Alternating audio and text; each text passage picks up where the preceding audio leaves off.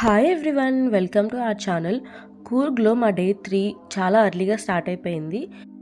Day 3 main plan ఏంటంటే jeep safari to Mandalpatti. So అదొకటే ఉండే. కాకపోతే మాకు ఏంటంటే ముందు 2 డేస్ క్యాబ్ బుక్ చేసుకున్నాం కదా, ఆ డ్రైవర్ ఏం చెప్పారంటే అర్లీ మార్నింగ్ వెళ్తే వ్యూ చాలా బాగుంటుంది మండల్పట్టిలో అని చెప్పారు. అందుకని చెప్పి చాలా ఎర్లీగా స్టార్ట్ అయిపోయాము. ఈ జీప్ మేము షేరింగ్ కాకుండా మా ఇద్దరికే సెపరేట్గా మాట్లాడుకున్నాం అనమాట. అది కూడా మాకు హోమ్ స్టే నుంచి వచ్చి పిక్ చేసుకునేలాగా. నార్మల్గా అయితే జీప్స్ అని వై జంక్షన్ పాయింట్ దగ్గర ఉంటాయి. మడికేరి నుంచి అక్కడికి ఆటోలో వెళ్ళి అక్కడ నుంచి జీప్ తీసుకోవాలి. మండల్పట్టికి కార్స్ కానీ బైక్స్ అవి అలో చేయరు. సో జీప్లోనే వెళ్ళాలి. ఎందుకంటే రోడ్స్ చూస్తున్నారుగా ఎలా ఉన్నాయో, అస్సలు సరిగ్గా ఉండవు.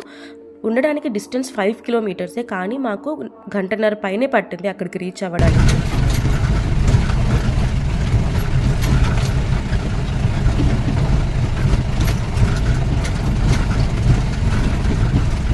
అలా అయ్యింది మా జీప్ రైడ్. ఇంకా ఫైనల్గా అయితే ఈ జీప్స్ అన్నీ ఒక పాయింట్ దగ్గర ఆపేస్తారు. అక్కడ నుంచి మనం నడుచుకుంటూ వెళ్ళాలి వ్యూ పాయింట్ దగ్గరికి. మనకి 45 మినిట్స్ టైం ఇస్తారు అంతే. లోపలికి వెళ్ళి ఇంకా వ్యూ పాయింట్ దగ్గర ఆ వ్యూ అంతా చూసి మళ్ళీ బయటకు వచ్చేయాలి జీప్ దగ్గరికి. ఇప్పుడైతే మనము వ్యూ పాయింట్ దగ్గరికి వెళ్తున్నాము. వ్యూ పాయింట్ దగ్గర వ్యూ ఎలా ఉందో చూపించే ముందు మన ఛానల్ని ఫస్ట్ చూస్తున్న వాళ్ళు ఎవరైనా ఉంటే please to subscribe to our channel.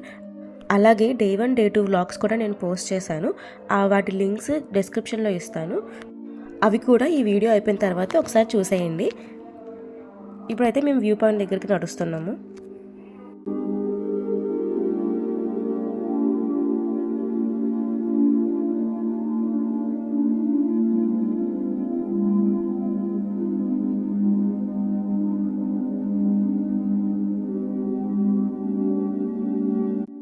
జీప్లో వచ్చిన దారే కాదు, ఈ నడిచే దారి కూడా చాలా కష్టంగా ఉంది.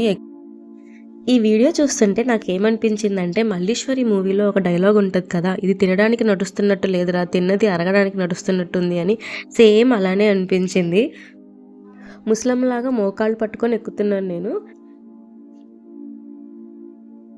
ఫైనల్లీ వ్యూ పాయింట్ దగ్గరికి వచ్చేసాము. అది ఎక్కితే మనకి బ్యూటిఫుల్ వ్యూ కనిపిస్తుందంట.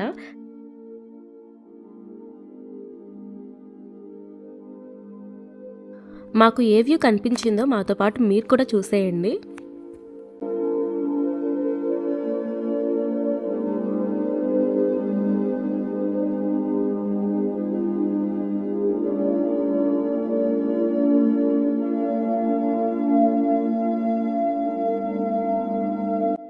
మీరు చూసింది నిజమే, మాకు మంచు తప్ప ఏమీ కనిపించలేదు.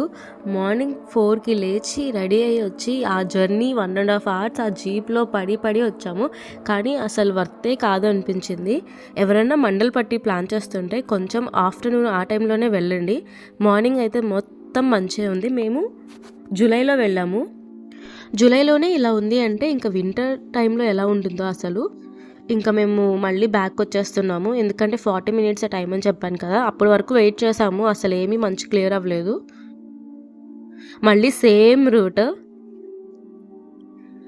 మమ్మల్ని అయితే జీప్ అతను వై జంక్షన్ దగ్గర డ్రాప్ చేశారు. ఇక్కడికి మేము ముందు మాట్లాడుకున్న ఆటో అతను వచ్చేస్తారు మమ్మల్ని హోమ్ స్టేకి తీసుకెళ్ళడానికి. ఇక్కడ చూపిస్తుంది గ్లాస్ బ్రిడ్జ్, కానీ అది క్లోజ్ ఉంది, అందుకని మేము వెళ్ళలేదు అప్పుడు. మండల్పట్టి నుంచి మేము బ్యాక్ వచ్చేసరికి 9:30 10 అలా అవుతుంది. ఇంకా మాకు ఆ రోజు నైట్ 10కి అలా బెంగళూరుకి బస్సు ఉంది. సో ఇంకా చాలా టైం ఉందని చెప్పి బైక్ రెంట్ చేసుకుందాం అనుకున్నాము.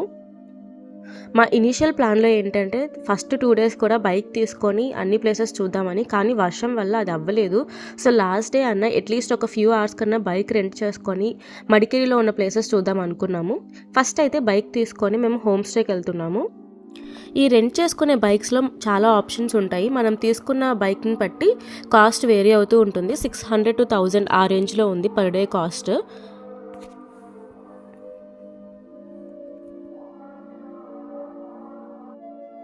ఇప్పుడైతే మేము ఉంటున్న హోమ్ స్టేకి వచ్చాము. కొంచెం సేపు అలా రెస్ట్ తీసుకొని మళ్ళీ ఫ్రెష్ అయిపోయి లంచ్కి వెళ్దాం అనేసి. Hi everyone, morning Mandalpatti biscuit అయిపోయింది. అంటే మొత్తం ఫాగే ఉంది, మాకు అక్కడ వ్యూ చూడడానికి ఏం కనిపించలేదు. ఇంకా రిటర్న్ వచ్చేసాక బ్రేక్ఫాస్ట్ చేసి కొంతసేపు నిద్రపోయి లేచి ఇప్పుడు ఫ్రెష్ అయ్యి ఇప్పుడు లంచ్కి వెళ్తున్నాం. ఫైనలీ ఈరోజు నాన్ వెజ్ తింటాం. చూడాలి ఏ రెస్టారెంట్కి వెళ్ళాలి అనేసి. కొన్ని ప్లేసెస్ చూసాం అట్లా ప్లస్ మేము బైక్ కూడా రెంట్ చేసాం కదా, సో కొంచెం సేపు మొత్తం ఇక్కడ మడికేరి సిటీలో కొంచెం తిరిగేసేసి ఈవినింగ్ మళ్ళీ రిటర్న్ వచ్చేస్తాం. నైట్కి బస్ ఉంది 10 o'clockకి. ఆటో ఆల్రెడీ చెప్పేసాము 9 కల్లా రమ్మని. ఎస్, ఇప్పుడైతే లంచ్కి ఏదో ఒక ప్లేస్ ఫైనల్గా డిసైడ్ అయిపోయి వెళ్ళాలి. లంచ్ దగ్గర మీట్ అవుతాం. Bye bye.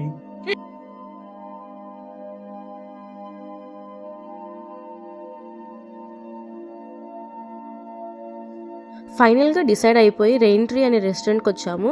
ఆ పెంకులతో ఒక ఇల్లులా కనిపిస్తుంది కదా, అదే రెస్టారెంట్. చూడడానికి చాలా బాగుంది. మేము పిక్చర్స్ చూసి గూగుల్లో రివ్యూస్ కూడా చూసాము, బాగున్నాయి. అందుకని చెప్పి ఇంకా అక్కడికి వచ్చాము లంచ్కి. ముందు 2 days ఫ్రైడే సాటర్డే కాబట్టి మోస్ట్లీ వెజ్జే తిన్నాము. అందుకని ఈరోజు చాలా ఎక్సైటెడ్ ఉన్నాం లంచ్కి, నాన్ వెజ్ తినొచ్చని. ఈ రెస్టారెంట్లో బయట మళ్ళీ సపరేట్గా డైనింగ్ ఏరియా ఉంది. అదేంటంటే ఎవరైనా పెట్స్తో వస్తే వాళ్ళ కోసము.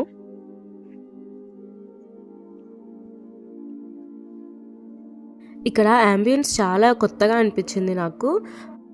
ఏదో ఒక పాతకాలం ఇల్లులా ఉంది. దాంట్లో ఉన్న రూమ్స్ అన్నిట్లో ఇలా టేబుల్స్ వేశారు. చాలా బాగుంది చూడటానికి.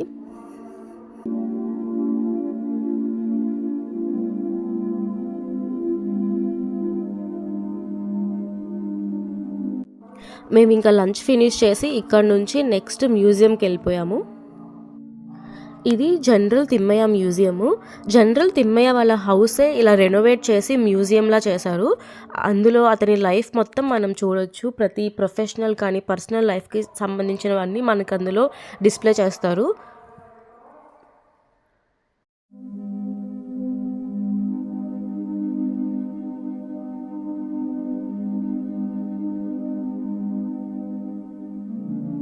ఇక్కడ మిర్రర్లో కనిపిస్తుంది మ్యూజియంలో ఉన్న స్టాచ్యూస్ అనుకుంటారేమో, కాదు అది మేమే.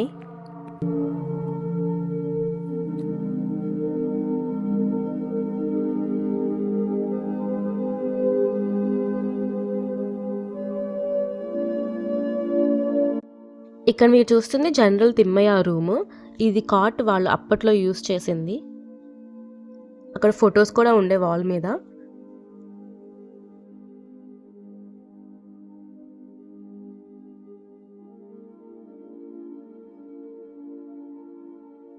ఇది అప్పటి కాలంలోని మ్యూజిక్ ప్లేయర్. అప్పట్లో వాష్రూమ్ కమోడ్స్ ఎలా ఉన్నాయో కూడా ఇక్కడ చూపించారు. అంటే జస్ట్ పిక్చర్స్, అవి కూడా ఇక్కడ నేను మీకు చూపిస్తాను, చూసేయండి.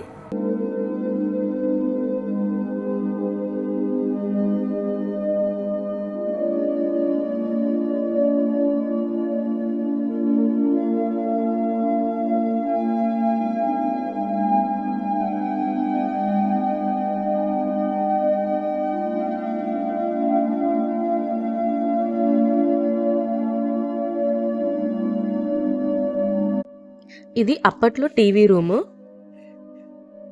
నాకైతే ఒకప్పుడు సినిమా థియేటర్స్ గుర్తొచ్చాయి. ఇలానే బెంచెస్ మీద కూర్చొని మూవీస్ చూసేవాళ్ళం, ఆ ఫీల్ వచ్చింది. ఇలాంటివి చాలా చూసాము లోపల. ఇంకా తర్వాత బయట మ్యూజియంలోనే ఒక చిన్న కెఫేలా ఉంటే అక్కడికి వెళ్ళాము కాఫీ తాగుదామని.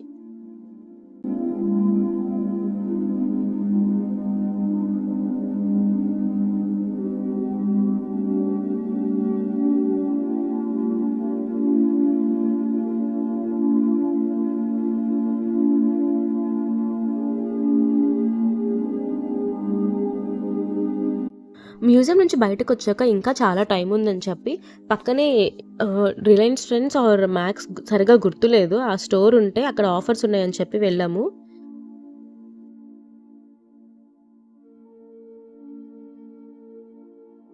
ఇంకా కొంచెం సేపు ఆ స్టోర్లో టైం పాస్ చేసి ఇంకా రూమ్కి అయితే స్టార్ట్ అయిపోయాము.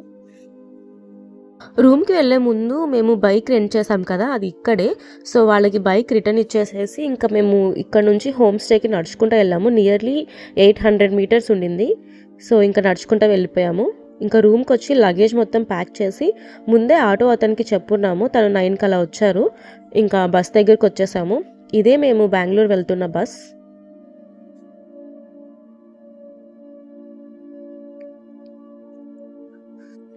3 డేస్ చాలా ఫాస్ట్గా అయిపోయింది అనిపించింది. వర్షం పడకుండా ఉంటే కూర్గ్ ట్రిప్ ఇంకా బాగా ఎంజాయ్ చేసేవాళ్ళము. బట్ అయినా కానీ చాలా బాగా అనిపించింది. ట్రిప్ అయిపోయింది, Coorg trip back to Bengaluru. ఇప్పుడే బస్ ఎక్కాం. ముందే వచ్చేసాం బస్ దగ్గరికి, ఒక 30 minutes ముందే వచ్చేసాం. బస్ కూడా ఇక్కడే పెట్టారు, ఇది ఇక్కడ నుంచే స్టార్టింగ్ పాయింట్. సో బస్ ఎక్కేసాం. మార్నింగ్ బెంగళూరులో 7కి దిగుతాం కేఆర్పురంలో. టిన్ ఫ్యాక్టరీ వరకు వెళ్ళదు, ఇది కేఆర్పురంలో దిగేస్తాం. మార్నింగ్ మేము కేఆర్పురంలో 5 కల్లా దిగేసాము బస్సు.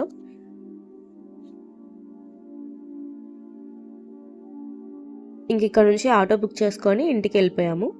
కూర్గ్ ట్రిప్కి సంబంధించి ఇదే మా లాస్ట్ ఫుల్ వీడియో. మీకు ఈ వీడియోస్ అన్నీ నచ్చినాయి అనుకుంటున్నా. ఎవరైనా Day 1 Day 2 వీడియోస్ చూడకపోతే డిస్క్రిప్షన్లో లింక్ ఇస్తా, ప్లీజ్ చూసేయండి. అండ్ మేము షార్ట్ సిరీస్ కూడా చేసాము కూర్గ్వి, అవి కూడా చూసేయండి. అంతే ఈ వీడియో. నచ్చితే లైక్ చేయండి and please subscribe to our channel.